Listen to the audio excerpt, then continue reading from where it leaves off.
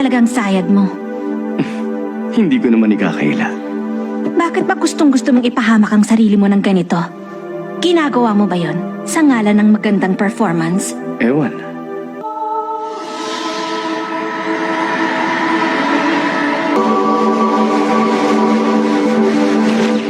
Ayan, tapos na.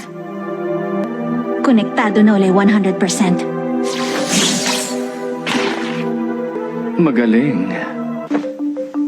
Gamit ng bungee gum, ilalapat ko ito sa braso ko. Tapos gagamitin ko naman ng texture surprise para magmukha itong parte ng balat ko. Ang bilis.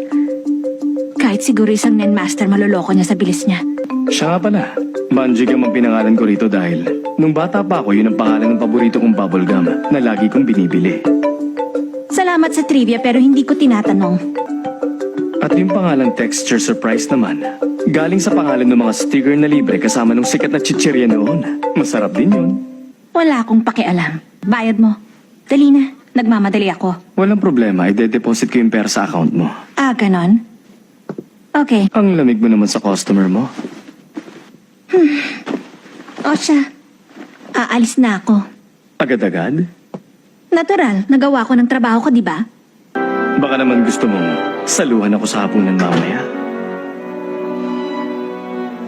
Ang taray naman.